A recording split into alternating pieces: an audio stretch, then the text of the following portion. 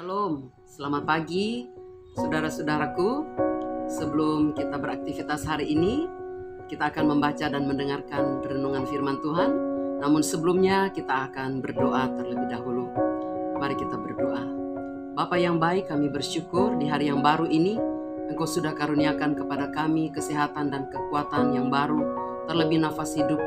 Dan kami bersyukur di hari ini Tuhan, kami masih diberi kesempatan untuk menikmati kebenaran firman-Mu. Biarlah Roh Kudus mengambil alih dan memberkati, memeteraikan firman-Mu menjadi rema dan menjadi berkat buat kami sepanjang hari ini. Terpujilah nama-Mu kekal buat selama-lamanya. Dalam nama Yesus, haleluya, amin. Masih dalam suasana Paskah, saya mengambil dua ayat di dalam Matius pasal yang ke-26, ayat 39 dan ayat yang ke-42. Bunyinya demikian. Maka ia maju sedikit lalu sujud dan berdoa, katanya, "Ya Bapakku, jikalau sekiranya mungkin, biarlah cawan ini lalu daripadaku. Tetapi janganlah seperti yang kukehendaki, melainkan seperti yang Engkau kehendaki." Ayat 42, lalu ia pergi untuk kedua kalinya dan berdoa, katanya, "Ya Bapakku, jikalau cawan ini tidak mungkin lalu, kecuali apabila aku meminumnya, jadilah kehendak-Mu." Saudaraku, dalam peristiwa ini Tuhan Yesus ada di dalam Taman Getsemani dan sedang diperhadapkan kepada pilihan. Bersama dengan beberapa murid, dia pergi berdoa di Taman Getsemani, di mana apa yang dia rasakan dan dia alami adalah sesuatu yang sungguh-sungguh berat buat Tuhan. Pilihan yang harus diambil adalah pilihan yang beresiko. Kalau Tuhan Yesus memilih hidup, maka kebinasaan buat manusia. Sementara kalau Yesus memilih mati, berarti manusia terima keselamatan. Masalahnya adalah, saudara, Tuhan Yesus sudah mengetahui bahwa kematiannya itu bukan sesuatu yang seperti biasanya terjadi. Tetapi kematiannya ini melalui proses yang sangat berat. Bahkan di dalam kitab Injil 4 kali Tuhan Yesus sendiri mengatakan kepada murid-muridnya tentang kematiannya.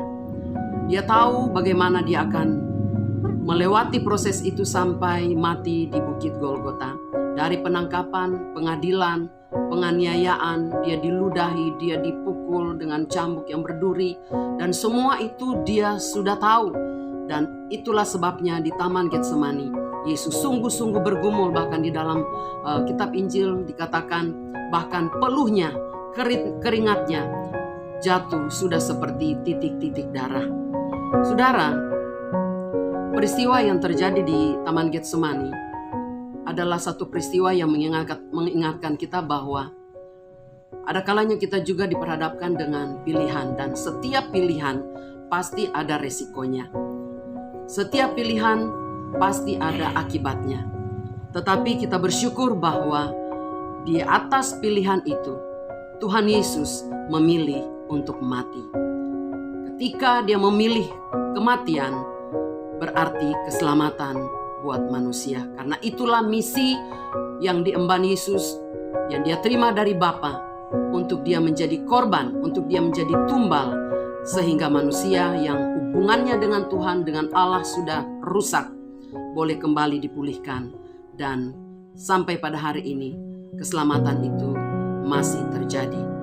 Saudara dan saya menikmati keselamatan itu karena kematian, pengorbanan dari Tuhan Yesus Kristus.